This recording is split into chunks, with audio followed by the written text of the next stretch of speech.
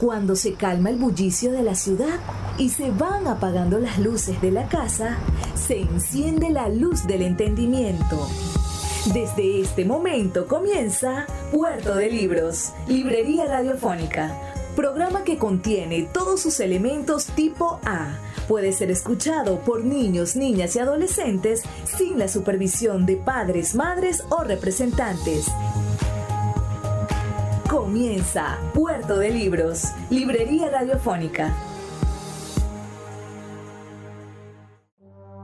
Este programa llega a ustedes con el apoyo de Puerto de Libros, Librería de Autor. Consulta todas nuestras ofertas en nuestras redes sociales @Puerto de Libros. Sultana del Lago Editores, empresa zuliana de servicios editoriales. Conviértete en autor. Contáctalos en su página web sultanadelago.com. Bienvenidos a Puerto de Libros, Librería Radiofónica. Les habla Luis Veroso Cervantes, quien de lunes a viernes de 9 a 10 de la noche trae para ustedes este programa a través de la Red Nacional de Emisoras Radio, Fe y Alegría. 23 emisoras conectadas para llegar a sus hogares con buenas ideas, con algunas lecturas, con buena música y sobre todo con esas semillitas que nosotros queremos sembrar y que son las semillas del criterio. Solamente podemos con lectura, con arte, con buenas conversaciones, con buena música, con cultura, solamente con esas semillas, esos ingredientes de las semillas del criterio podremos cambiar la realidad de nuestro país. Podremos decirle que no o crear una muralla contra los déspotas, contra los demagogos, contra aquellos que quieren ser de nuevo electos o reelectos, y contra los que vendrán, porque cuando una ciudadanía, una comunidad o un individuo tiene ideas que ha madurado por sí mismo a través de la lectura, bueno, consigue sin duda las herramientas necesarias para transformar su realidad.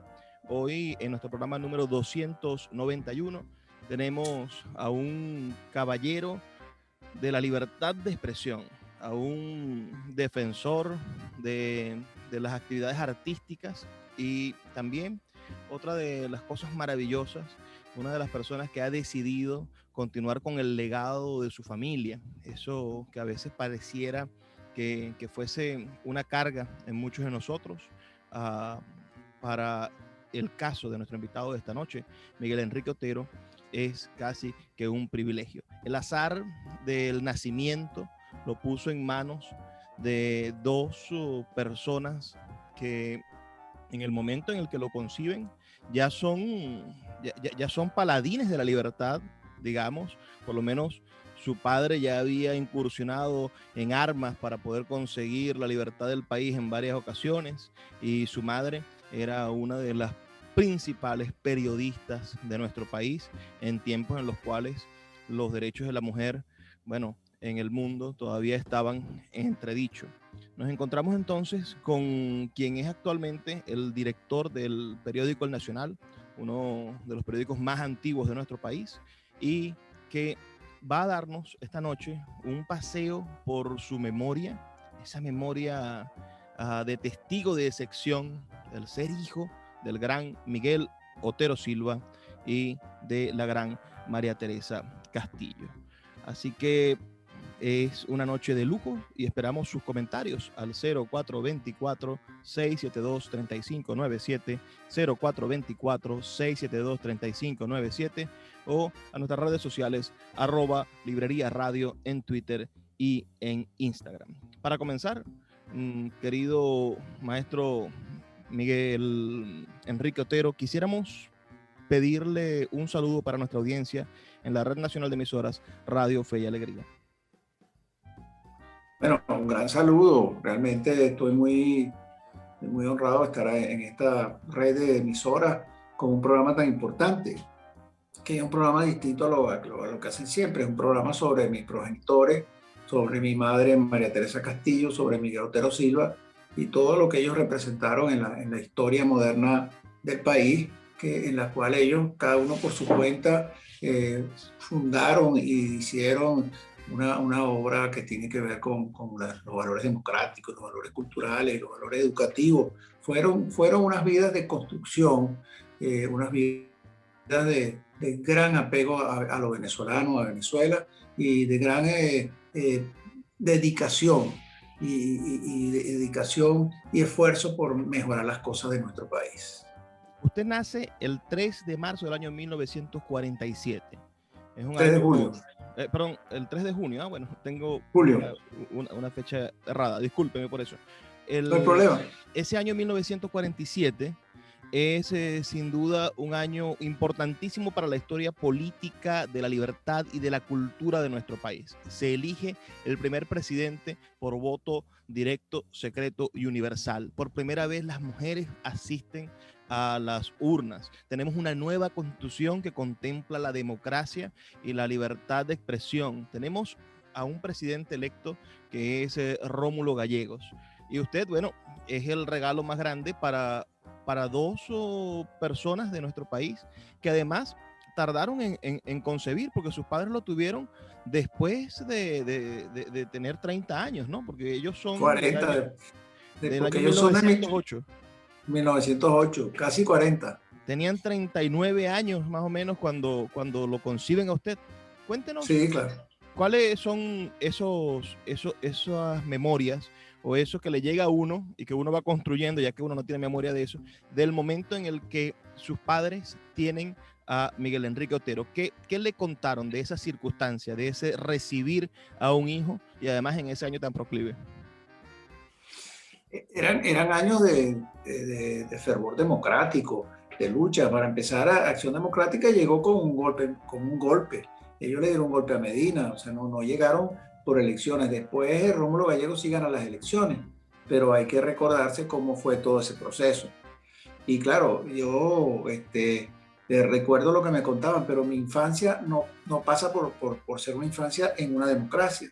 Mi infancia pasa por ser una infancia en Pérez Jiménez, en el régimen de Pérez Jiménez, que aquello era el silencio, la oscuridad, los secretos, en fin, pero esa infancia que yo viví era la infancia en una dictadura, que muchos jóvenes hoy en día viven esa experiencia y dicen, bueno, es la primera vez que en Venezuela se dio una cosa así. No, yo la viví y mis padres la vivieron en la época de Gómez. Esa ha sido la historia que se ha repetido en Venezuela, la historia del terror y la historia de las dictaduras. Pero la época de Gallego y de Medina y todo, la época de Medina fue una vida muy democrática, muy tranquila para Venezuela. En la época ya de Gallego ya empieza un fervor, una desestabilización que termina con el golpe de Pérez Jiménez y su gente. Pero en los años míos de mi infancia pasan en la dictadura. Yo te llegué a los 10 años cuando tumban a Pérez Jiménez. Entonces toda esa infancia fue así. Es más, mi cumpleaños era el 3 de julio y Pérez Jiménez hacía un simulacro militar el 3 de junio en Caracas. Me lo recuerdo perfectamente porque era el día de mi cumpleaños. No se podía hacer. Era toque de queda. Es una cosa que la gente no, solamente los de cierta edad se recuerdan. Era toque de queda. La gente se tenía que quedar en su casa, como ahora con el COVID, y apagaban todas las luces de la ciudad y se veían como cuando hubo la toma de Bagdad, que veía aquellas luces en el cielo que eran disparos de artillería. Bueno, eso es lo que tú veías en Caracas durante el día 3, 4 horas. El día de mi cumpleaños. Entonces, a mí nunca me podían celebrar mi cumpleaños ese día, me lo tenían que celebrar al día siguiente o otro día.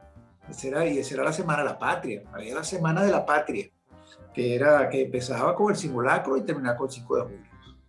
El periódico El Nacional nace antes de que usted naciera, 5 años antes, 4 años antes, en 1943. Pero era un pequeño periódico, pensemos, frente a un periódico que iba irrumpiendo en el mundo democrático en el momento en el que usted era un niño. En esa época del perjimenismo y después en ese periodo de transición, que usted ya tendría 11, 12 años, ¿qué recuerda del periódico? ¿Qué recuerda de la labor de su padre en el Nacional?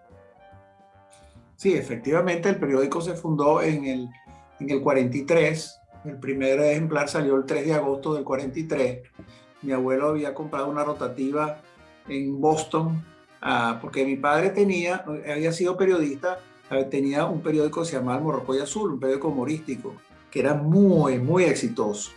Entonces mi abuelo, que era un industrial, él había fundado la electricidad de Barcelona, él dijo, mira, esto no puede ser, el periodismo que tienes no puede ser por una mamá de gallo. Entonces fue y compró la rotativa en Boston, se la trajo en medio de la Guerra Mundial. Era un periódico que habían cerrado porque era un periódico nazi en Boston. Claro, lo cerraron en medio de la guerra. Entonces lo trajo sorteando los submarinos alemanes que se volaban todo barco de carga que pasaba y montaron montaron la rotativa y montaron el periódico. Y ese periódico tenía que salir el 3 de julio, el día de mi cumpleaños, pero no funcionaron las máquinas y tuvo que salir el 3 de agosto. Es curioso y yo nací el 3 de julio, porque eso fue mucho antes de que yo naciera. Claro, claro. Entonces, bueno, ¿qué recuerdo yo? Bueno, los años de Pérez Jiménez eran unos años un poco lúgubres, pero la dictadura estilo Pérez Jiménez, que no cerraban los periódicos como en otras dictaduras donde cerraban y ponían preso a todo el mundo. Entonces ellos tenían un sistema que era la censura previa. La censura previa era que ellos ponían un censor, un ciudadano que se sentaba en un escritorio y todos los materiales que iban a salir él los veía antes. Claro, eso se podía hacer cuando era el linotipo, la impresión en plomo. Hoy sería complicadísimo donde tú no ves el periódico por donde está marchando cuando es un periódico hecho totalmente por internet. Y entonces esa censura previa era la que le garantizaba al periódico su subsistencia. No salió nada, que este artículo lo eliminaron. Algunos se publicaban con seudónimo, no sé, habían Cotepa Delgado o Mujica. Muchos de ellos publicaban con seudónimo, pero no los reconocían porque ellos se cuidaban mucho. Claro, hoy en día las dictaduras no tienen censura previa. Aquí es punitiva posterior, es post. O sea, es distinta la censura previa. Y convocan la autocensura, ¿no? Es decir, a través del miedo. Bueno, porque es la censura del castigo. Si tú publicas lo que tú quieras, pero si publicas una cosa que a nosotros no nos gusta, te vamos a castigar. Y eso es lo que hacen. Es una cosa mucho, las dictaduras posmodernas son distintas a las dictaduras antiguas. Vamos a hacer una pausa, maestro Miguel Enrique. Vamos a escuchar las campañas que tienen Radio Fe y Alegría para todos nosotros. Recuerden que los que nos están escuchando pueden enviar sus comentarios al 0424-672-3597 con nuestras redes sociales @Librería Radio en Twitter y en Instagram. Son solamente 2 minutos. Ya volvemos con más de Puerto de Libros, Librería Radiofónica. Escuchas Puerto de Libros con el poeta Luis Peroso Cervantes. Síguenos en Twitter e Instagram como @Librería Radio. El poeta Luis Peroso Cervantes le acompaña en Puerto de Libros, Librería Radiofónica, por Radio Fe y Alegría, con todas las voces.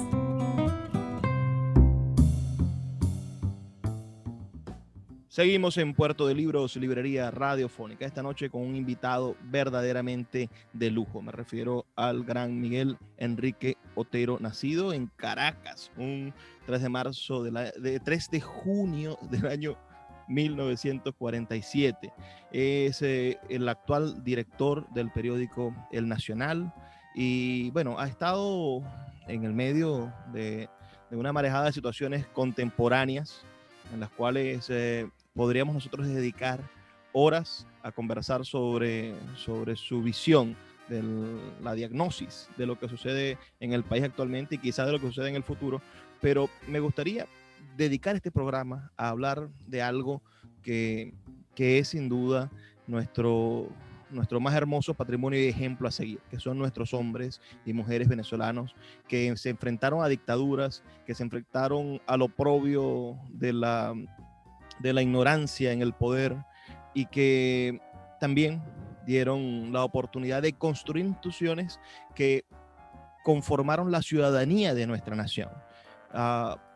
Tanto su padre como su madre son dos ejemplos a seguir de lo que deberían ser los periodistas, de lo que deberían ser los empresarios y de lo que deberían ser las personas dedicadas a la cultura, enfrentándose a gobiernos, peleando por presupuestos en el Congreso, construyendo matrices de opinión en defensa de la venezolanidad y siempre liderando en pos del beneficio colectivo el desarrollo de la nación.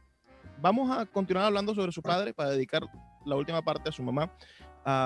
Me gustaría saber si tiene usted algún recuerdo de su padre escribiendo libros como Casas Muertas, Oficina Número 1 o La Muerte de Honorio, que los hizo, bueno, cuando usted era un niño, ¿no? Imagino que estos libros fueron escritos, Casas Muertas se publica en el 55, La Oficina Número 1 en el 61, La Muerte de Honorio en el 63, son libros que escribió mientras usted estaba en su regazo. Háblenos de ese proceso creador de Miguel Otero Silva.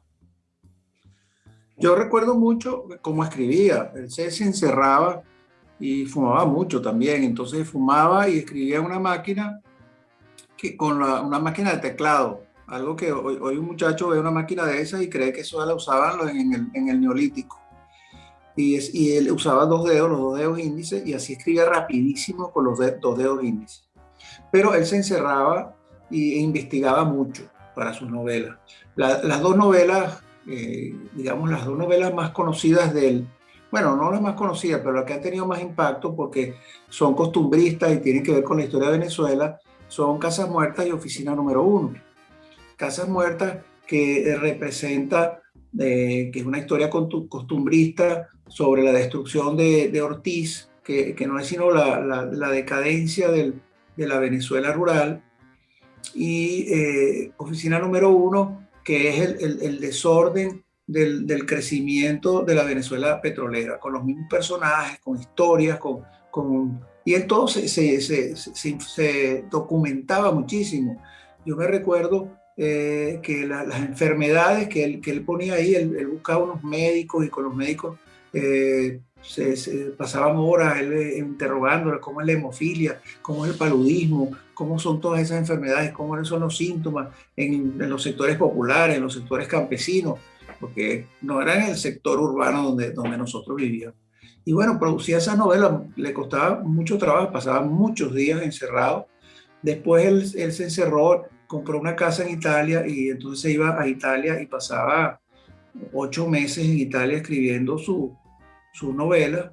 Y bueno, nosotros iríamos en el verano, si acaso. Entonces pasaba todo aislado escribiendo las novelas. No es como otros escritores que los escriben en sus casas y tienen otros trabajos. Y no, él se aislaba. El periódico lo delegaba totalmente. No tenía nada que ver con el periódico, a menos que hubiera una crisis muy, muy grande. Y eso le da una gran veracidad a su novela, porque confluye su capacidad de investigación, su experiencia como periodista, porque las novelas tienen un contenido periodístico muy fuerte, y su parte creativa. Y bueno, digamos que hasta la última, él se fue, que era la piedra que era Cristo, sobre la vida de Cristo, una versión bastante heterodoxa. Él fue a Jerusalén, estuvo un tiempo allá investigando con las bibliotecas, y en la novela anterior, que era Lope de Aguirre, Príncipe de la Libertad, él se fue a la Biblioteca de Indias y estuvo mucho tiempo investigando todo lo que tenía que ver con Lope de Aguirre. Inclusive hizo los viajes de Lope de Aguirre, subió por el Amazonas para sentir o leer lo que podría haber sentido Lope de Aguirre. Entonces, son unas novelas que tienen un contenido investigativo muy fuerte y un contenido periodístico muy grande también.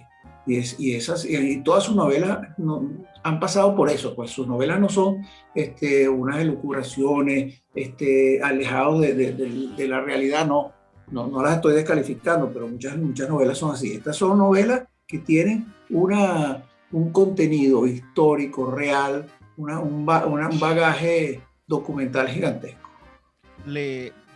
Me gustaría hacer énfasis en dos novelas que son las que narran la dictadura de Pérez Jiménez, que usted también vivió en su infancia, que es La Muerte de Honorio, esa novela donde estos personajes son presos políticos desaparecidos por la dictadura, ¿no?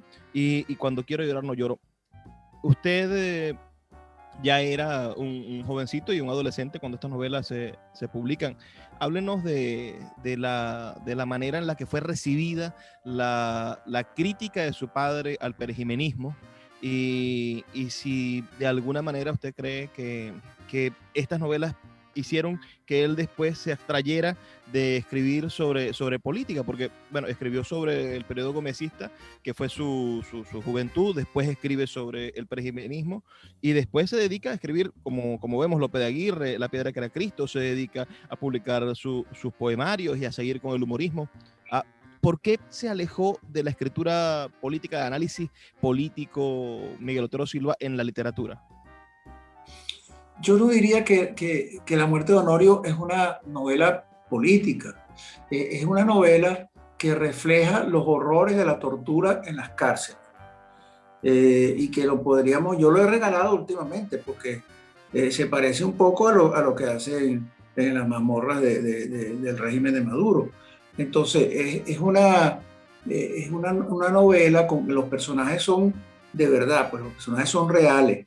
En el sentido de que ahí no están los nombres de ellos, pero cada uno de esos personajes son gente amigas de él, pues yo los conocí porque iban para la casa y siempre iban.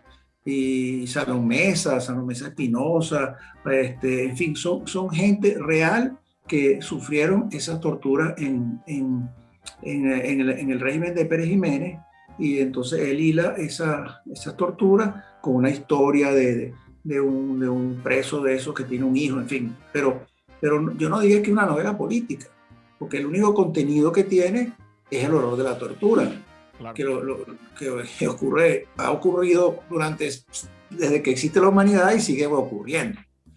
Y la otra, Cuando quiero ya no lloro, es una novela que tiene que ver con los distintos jóvenes. Y ahí entró en una época donde yo conocía a los personajes que él reflejaba en la novela. Era el joven que reclamaba por la política, joven de izquierda en urbano, en Caracas. El joven, lo que llamaban patotero, que era el que vivía en las zonas del este de Caracas y quería destruir, tenía una necesidad, no se encontraba en la sociedad y entonces destruía arbitrariamente. El joven delincuente, que era, bueno, un joven delincuente que además él reflejó a un joven existente, a Barrabás, que era un muchacho que había cometido, además yo lo conocí y después resultó que siempre iba y buscaba a mi padre y todo eso. Entonces eran estos muchachos que él los tomó como personajes y los iba cambiando. Claro, ahí salvo Barrabás, los demás son anónimos. Pero no es una novela política, pues es el reflejo de una juventud en un país con una democracia incipiente, donde van cada uno por su lado, y todos están en una línea de crisis, de reclamarle a la sociedad, de destruir, en fin, esa es la novela. Y esa novela pegó mucho en su época porque los jóvenes se sentían reflejados con uno u otro personaje. Claro, le entiendo el planteamiento. Pensemos entonces en este Miguel Otero Silva, que era un hombre que se formó en el comunismo, tal como lo hizo Betancur, o como lo hicieron la mayoría de los primigenios adecos, pero que no se unió a esa idea, más bien fue combativo contra los errores de la llamada socialdemocracia. La vio, la objetó y dijo, bueno, aquí hay un pastiche ideológico, debemos nosotros de fortalecer nuestras posiciones ideológicas. En los últimos años de Miguel Otero Silva, ¿qué corriente ideológica profesaba o de qué manera maduró su pensamiento político? Él tenía un pensamiento marxista ortodoxo. Cuando hubo la división entre la Segunda y la Tercera Internacional, apareció la socialdemocracia, los socialdemócratas. Él se quedó en el marxismo, digamos, soviético, para darle una característica. Y aunque él militó mucho, fundó el Partido Comunista de Costa Rica, por ejemplo, pero en lo que entró en el mundo periodístico dejó todo aquello. Seguía pensando en esa ideología, pero totalmente ajeno a la militancia o a la acción. Y al final, cuando los cubanos implantan el modelo del foquismo, que es el modelo de Che Guevara, el modelo de instaurar una guerrilla en un país, y que los campesinos iban a apoyar la guerrilla, iban a tomar el poder y iban a desarrollar una dictadura del proletariado estilo Cuba, que no es el proletariado nada. Ahí él se distanció totalmente, y los rusos también, o sea, todo el mundo se distanció, todos esos ortodoxos comunistas se distanciaron de ese modelo que fracasó aparatosamente. Claro, el otro también fracasó, o sea, todo eso fracasó. O sea, si vamos al mundo del fracaso, todo eso fracasó. Y si hubiera vivido esta época, yo estoy seguro que él con Chávez no hubiera querido nada, ni con Maduro, ni nada menos. Esto no tiene nada que ver con izquierda. Claro, lo entiendo. Vamos a hacer otra pausa. Son solamente 2 minutos. Recuerden sus comentarios al 0424-672-3597 y ya volvemos con más de Puerto de Libros, Librería Radiofónica. Síguenos en @Librería Radio. La librería Puerto de Libros, librería de autor, ya se encuentra en el Teatro Baral de Maracaibo. Puedes acercarte al maravilloso espacio del café del Teatro Baral y allí vas a encontrar un repertorio gigantesco de libros de nuestra librería Puerto de Libros, librería de autor. También puedes solicitar cualquiera de nuestros títulos a través de nuestra página web puertodelibros.com.be o a través de nuestras redes sociales, especialmente Instagram, @Puerto de Libros en Facebook, Twitter e Instagram. Puerto de Libros, la mayor librería virtual de Venezuela y ahora también en el Teatro Baral, patrimonio cultural de nuestro país. El poeta Luis Peroso Cervantes le acompaña en Puerto de Libros, librería radiofónica, por Radio Fe y Alegría, con todas las voces. Seguimos en Puerto de Libros, librería radiofónica, esta vez con el escritor, periodista y matemático, una cosa que podría parecernos interesante debido a su recorrido vital posterior, a Miguel Enrique Otero, hijo de 2 de los fundadores de la democracia de nuestro país del siglo XX, 2 personas que construyeron desde puntos diferentes, pero que lograron unificarse, que lograron unirse para conformar una familia y beneficiar al país. Y que tiene este azar, ¿no? El azar de nacer. Uno no sabe en qué familia va a nacer, y le dieron la oportunidad a Miguel Enrique Otero de ser testigo de estas dos personas maravillosas de nuestra patria. María Teresa Castillo. Sabemos de su labor incansable por defender la cultura, por defender presupuestos para la cultura, por construir, tal y como hizo, un edificio increíble en el centro de Caracas dedicado a la cultura, por fortalecer y apoyar cada uno de los proyectos que tuviesen que ver con el desarrollo de expresiones musicales, artísticas, pictóricas y literarias. Y a mí me da curiosidad preguntarle a usted, ¿de qué manera cree usted como hijo, ¿no? Y siempre uno tiene una cercanía mayor con la madre que con el padre. ¿Cómo tomaba, cómo estas ocupaciones, que imagino que eran múltiples y que no les permitían tener una vida familiar de sitcom, una vida familiar de esas que vemos en la televisión, o una vida familiar de esas que entendemos en la naturaleza doméstica, de la mamá en la casa y el papá trabajando? ¿Cómo era ese matrimonio entre María Teresa Castillo y Miguel Otero Silva? Lo primero que tengo que decir es que mi mamá venía de una familia pobre, ella es de Cuba, Estado Miranda, y ella estudió hasta cuarto grado de primaria, no estudió más.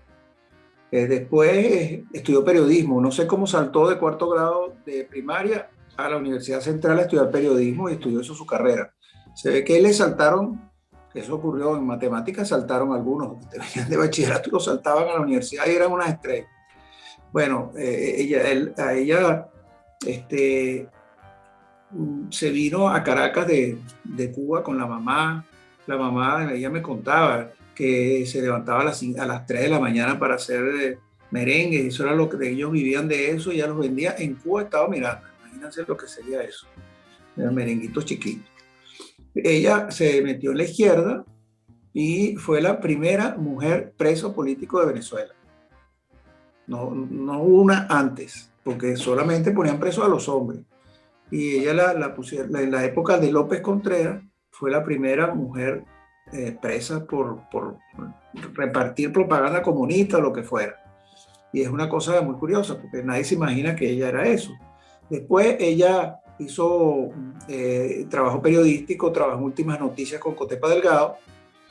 Y bueno, en la época de Pérez Jiménez no hizo gran cosa, porque Miguel Otero Silva estaba escribiendo su novela, estaba la mayor parte del año fuera de Venezuela escribiendo, y ella se ocupaba de nosotros, entonces no hizo gran cosa hasta que cae Pérez Jiménez.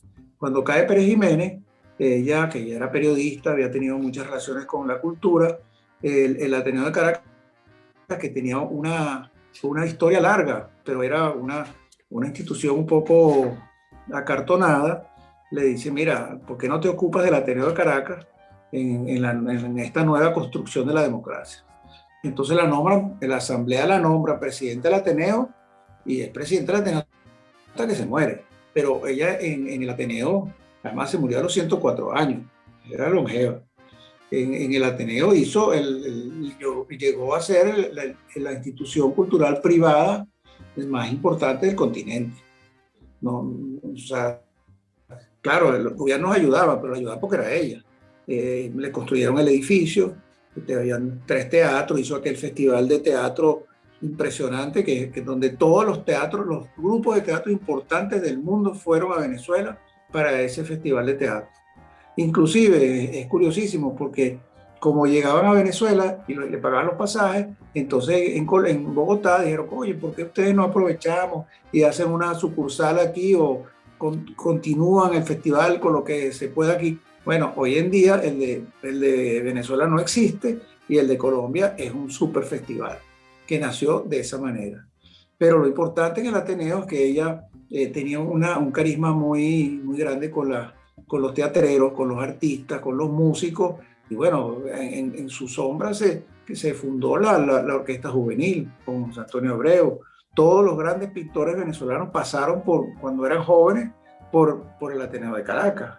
Y todo lo que tiene en la literatura, el Ateneo tenía esa revista, llamaban Papeles, que era una revista que dirigía Manuel Espinosa, donde toda la intelectualidad de los años 60, que eran antisistema y antigobierno, todos escribían ahí, era una revista muy prestigiosa. O sea, por el Ateneo ella construyó un modelo de institución cultural privada, financiada en parte por el Estado, que además tuviera ingresos propios, que fuera absolutamente pluralista, que no tuviera ninguna cortapisa política e ideológica, que llegó a lo que llegó como institución importantísima, reconocida por el mundo entero. Estoy convencido de que es así, y que las memorias del Ateneo, bueno, nos permiten crear un paradigma de la acción cultural desde el patrimonio privado y de la transformación del patrimonio del Estado como ejecutor. Es decir, el Estado siempre había sido el ejecutor de la cultura, y llega el Ateneo a convertirse en una vanguardia de la acción privada en la ejecución cultural. Pero pienso en lo más doméstico, en usted como su hijo, en su matrimonio, en la construcción. ¿Cómo esta mujer logra transformar el paradigma de la mujer venezolana? Ya sabemos que era una comunista, ya sabemos que estuvo en Estados Unidos y la sacaron por estar enlistada como comunista, ya sabemos que fue una de las primeras periodistas, pero ¿cómo logra ella definir esa esencia nueva de la mujer venezolana? Que ya no es la mujer sometida, sino que es una mujer sumamente contemporánea, en los años 60, que es una mujer que da ejemplos de liderazgo y que ha construido todo este legado que hoy estamos analizando. Que para usted, que fue testigo de sección, ¿cómo podría describir esa relación del día a día con María Teresa Castillo? Y la verdad es que los 10 años, hasta los 10 años míos y de mi hermana, somos dos nada más, ella se ocupó solo de nosotros. Fueron los 10 años de Pérez Jiménez. Ella a los 10 años de Pérez Jiménez se dedicó a sus hijos. Ella cuando empieza a hacer vida pública de manera más intensa es cuando entra la democracia, cuando entra la Larrazábal. Eso ocurrió en el gobierno de Larrazábal. Y entonces, bueno, nosotros nos sentíamos un poco abandonados, pero ya estábamos grandecitos. No éramos tan pequeños.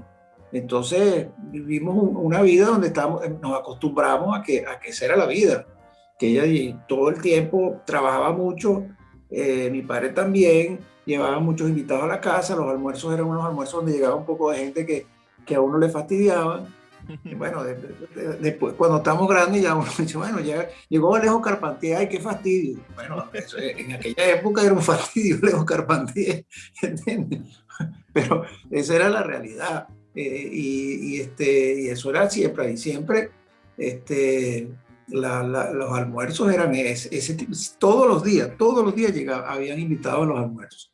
Y durante el día, bueno, uno iba para el colegio, etcétera. En verano nos llevaban a Italia. Entonces nos llevaban a Italia y pasábamos las vacaciones con ellos, se dedicaban a nosotros, llegaban a todos los museos del mundo, que nosotros odiábamos, pero por lo menos quedó eso implantado en nosotros. Y bueno, y después fuimos creciendo y ya no era ya no la necesitábamos tanto. Más bien si se metía mucho, a uno le molestaba. Pero ahí esa época del 0 a 10 años que ella se dedicó totalmente a nosotros. O sea, nunca sentimos esa cosa que a lo mejor sienten muchachos que se sienten abandonados porque los padres están muy ocupados. Esos 10 años no estuvo ocupada. Ahora le pregunto por el periodo en el que usted trabajó con ella en la directiva del Ateneo. ¿Eso fue antes de que usted decidiera o recibiera el legado de la dirección del periódico? Cuéntenos ese periodo de trabajo en el Ateneo junto a ella, ya usted siendo un adulto. Ella fue muy generosa conmigo en el sentido de que yo fui el que me interesó. Yo quiero trabajar y bueno, vente. Y la asamblea me eligió secretario general y yo tenía otra mentalidad. Entonces estábamos chocando todo el tiempo porque ella tenía la mentalidad de que antigua, que todo tenía que ser gratis, que sus amigos, que era la relación personal o sea, yo era un poco más moderno. Entonces yo decía, no, aquí tiene que haber un gerente que haga esto, otro gerente que haga, no, gerentes, eso es para la Pexicola, eso no es para nosotros. Bueno, eso fue, ahí nos bandeamos durante años, pero funcionó porque yo jugué un papel muy importante en la construcción organizativa de una institución como llegó a ser el Ateneo. Y ella era la que ponía el acercar a los artistas, porque a los artistas no les gustaba acercarse a una institución gerenciada, pero una institución no gerenciada nunca iba a crecer bien. Entonces ese antagonismo, es como el antagonismo entre los gerentes y los directores de los periódicos, donde el gerente quiere un periódico solo con aviso, sin información, y el director quiere un periódico solo con información y con poquitos avisos. Entonces ahí siempre hay un conflicto hasta que llega un equilibrio. Bueno, Es más difícil cuando es la mamá de uno, pero yo llegué a un equilibrio con ella y logramos trabajar hasta que construimos lo que construimos. Amén, amén. Vamos a hacer la última pausa de nuestro programa. Recuerden que esperamos sus comentarios al 0424-672-3597, 0424-672-3597, con nuestras redes sociales, @Librería Radio, en Twitter y en Instagram. Ya volvemos con más de Puerto de Libros, Librería Radiofónica. Escuchas Puerto de Libros con el poeta Luis Peroso Cervantes. Síguenos en Twitter e Instagram como @Librería Radio. El poeta Luis Peroso Cervantes le acompaña en Puerto de Libros, Librería Radiofónica, por Radio Fe y Alegría, con todas las voces. Seguimos ya al último segmento de nuestro programa. Hemos tenido una noche maravillosa en compañía de Miguel Enrique Otero.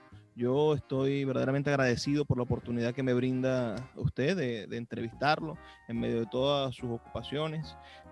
Me gustaría que habláramos del momento en el que se da esa decisión personal suya, porque bueno, su papá siempre tuvo grandes y distinguidos directores del periódico, pero usted decide asumir el reto de dirigir el periódico y de llevarlo por un camino de modernización, porque bueno, el Nacional ahorita sigue siendo el periódico más moderno de Venezuela, y en los años 80 decidió hacer ampliaciones que eran insospechadas. Por ejemplo, aquí en Maracaibo intentó crear un Nacional de Occidente, intentar distribuir y hacer que el Nacional fuese muchísimo más nacional, en el sentido de cumplir con la premisa del periódico. Háblenos de eso, y si tiene que ver de alguna manera con un apego sentimental hacia su padre, ¿no? Porque su padre fallece en esa década de los 80, y yo quisiera que usted me comentara por qué decidir tomar las riendas directas del periódico como director. A mí me incluyeron en la junta directiva cuando estaba en el Ateneo, correcto.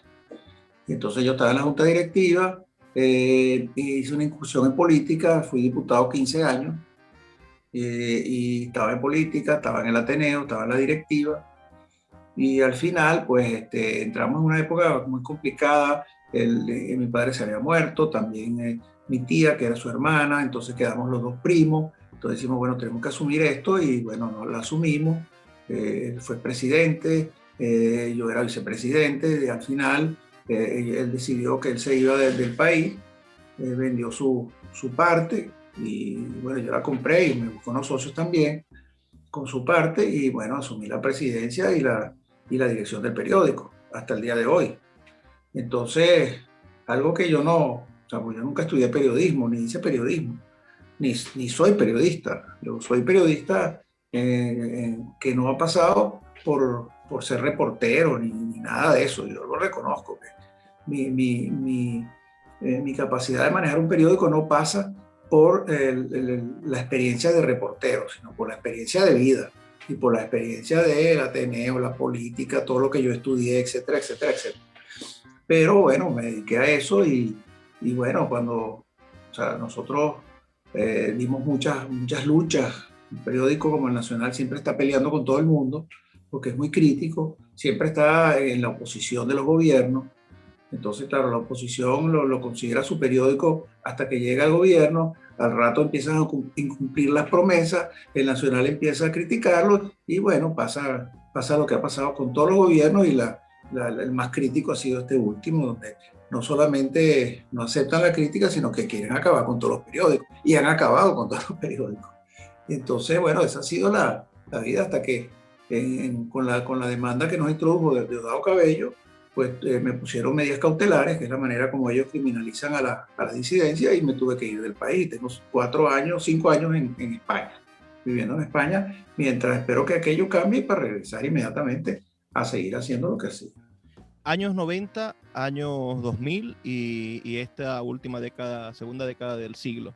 Más o menos, pensemos que son unos 30 años con usted a la cabeza de este periódico firmemente. Y pensemos en las personas con las que usted trató. Es decir, me gustaría saber si hay algo que narrar sobre la vida de su mamá, que fue tan longeva y tan lúcida hasta el último momento, y su papel de dirección del periódico. Ella lo aconsejaba, ella le recomendaba gente que se incluyera en el periódico, le tomaba alguna decisión dentro del periódico, o ella solamente se dedicaba al ocupado mundo del Ateneo. No, ella aconsejaba y yo la oía, a veces no, y yo vivía peleando con ellos. O sea, esa es la vida. O sea, si yo hubiera sido alguien sumiso, totalmente sumiso, pues no hubiera llegado a donde llegué, porque las cosas van cambiando con el tiempo y uno tiene otras versiones de las cosas y va luchando para que esas se vayan imponiendo. Entonces, siempre había cosas que no estamos de acuerdo, pero ella siempre aconsejaba y proponía cosas bien interesantes. Acuérdate que la relación más grande que teníamos era con la cultura, porque Miguel Otero Silva era escritor, era poeta, y además en la política que hizo incursiones, él fue el que hizo la ley del INCIBA, hizo la Galería de Arte Nacional, toda la teoría de la Galería de Arte Nacional la hizo él. Entonces era como un gran factotum en la cultura y además un literato. Y mi madre era una gran promotora cultural. Entonces el tema cultural, ¿quiénes son las personas importantes que yo recuerdo que estaban cerca de nosotros o venían? Bueno, Alejo Carpentier, Pablo Neruda, digamos del exterior. Eso era la gente que yo recuerdo. Jesús Soto, en fin, ese tipo de gente. Más que los políticos o más que los científicos o otro tipo de gente. Eran los grandes artistas y los grandes escritores y los grandes intelectuales del mundo entero que pasaron por nuestra casa. Se llamaba la Quinta Lérida, por cierto, y después cuando nos mudamos a Cebucán, y esa era nuestra vida. Pues nuestra vida era presenciar a toda esa gente todo el tiempo. Y presenciarlos, eran grandes amigos de la familia. Su mamá vivió mucho tiempo, 104 años.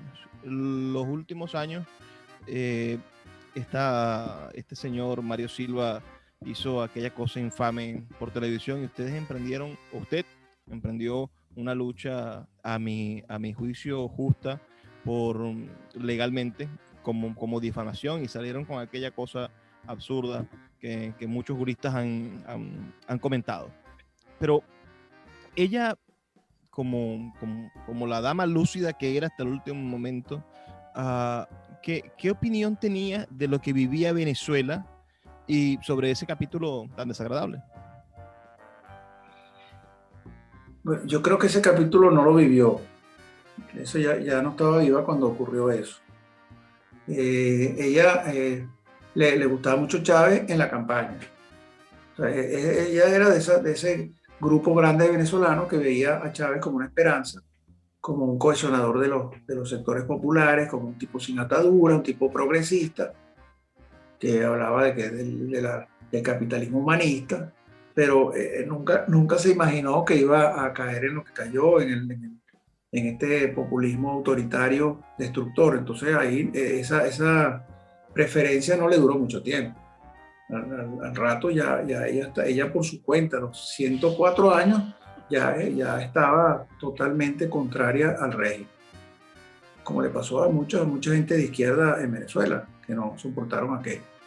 Y ese episodio de Mario Silva, ese es curiosísimo, porque la demanda de difamación, que es la que nos tiene ahora contra la pared y que nos va a quitar el edificio para entregárselo a Diosdado Cabello, imagínate, a Mario Silva la demanda de difamación, que era mucho peor, eso el juez lo liquidó en 5 minutos.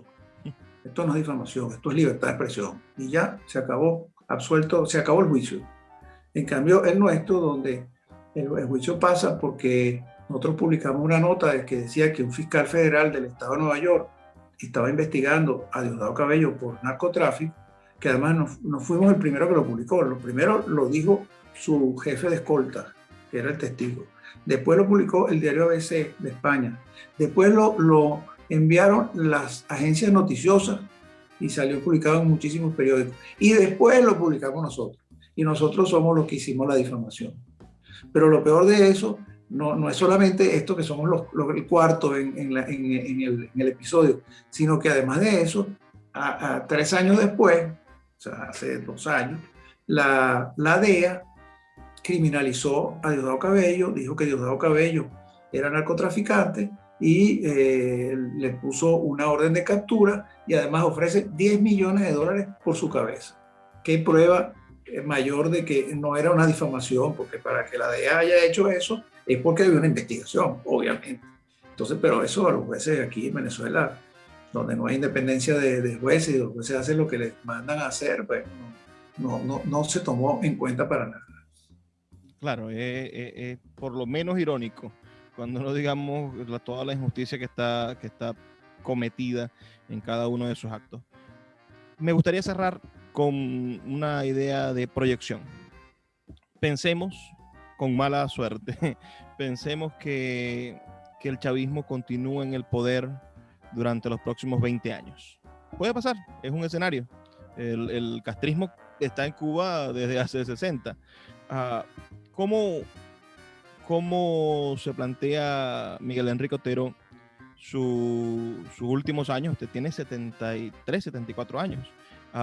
Y su descendencia, el periódico, que es el legado de su padre, de su madre en la cultura. ¿Cómo usted ve o tomaría, o cómo los venezolanos deberíamos asumir, según Miguel Enrique Otero, un escenario en el cual el chavismo continúe en el poder? El escenario puede ocurrir, es verdad, pero lo que va a quedar de Venezuela va a ser nada. Venezuela ha pasado de ser el país más rico de América Latina a ser un país donde el 90% de la población vive bajo los niveles de pobreza. El 50% vive bajo los niveles de pobreza crítica, donde el 20% de la población ha emigrado, donde la mayor parte de ingresos de divisa de Venezuela son las remesas de los venezolanos que se han ido, y donde no se produce nada, y donde además tenemos un régimen que ha hecho alianzas con todas las fuerzas del mal. Entonces, si eso sigue 20 años más, yo no sé qué va a quedar de Venezuela. Va a quedar la nada. O sea, porque no hay manera, o sea, todas las dictaduras que yo conozco tienen una gestión, mejoran algunas cosas, aquí no mejoran absolutamente nada. Entonces, yo lo que creo es que esto no va a durar esos 20 años, va a durar muchísimo menos. Aquí va a venir un quiebre en algún momento, porque además hay fuerzas en presencia opositoras muy importantes, que no las hay en Cuba. Hay partidos políticos, puedes criticarlo, pero ahí están. Hay una resistencia que el año pasado hizo 9.200 protestas. Bueno, hay muchas que son protestas livianas, pero son 9.200 protestas. En Cuba no hacen ninguna. Ha habido rebeliones militares, ha habido 8 rebeliones militares en 2 años y medio. Que los han detectado, pero hay 200 oficiales presos por rebelión militar, que en Cuba no hay ninguno. Y además tienen una comunidad mundial democrática que no hace sino pensar en cómo hacer para salir de Maduro. Porque además no es solamente el hecho de que ellos exportan todo esto de una manera brutal, sino que además hay 5 millones de venezolanos que son una carga gigantesca para unos países que no están preparados para eso. Entonces, yo creo que esto no va a durar mucho tiempo, que la misma dinámica va a hacer que esto haya una ruptura en un momento determinado, y hay que tener fe. Yo pienso en el momento que eso ocurra, regresar y trabajar en la reconstrucción, claro, en la reconstrucción a través del periódico, pero trabajar en la reconstrucción del país. Amén, que así sea. Tenemos fe en que un cambio en positivo para el beneficio de los ciudadanos va a ocurrir. Le agradezco mucho su participación esta noche, y estoy seguro que toda nuestra audiencia también. Ellos nos van a estar enviando sus comentarios al 0424-672-3597, y es sin duda un placer haberlo tenido aquí en Puerto de Libros, Librería Radiofónica. Y para quienes nos escuchan, solamente me queda una palabra. Por favor, sean felices, lean poesía.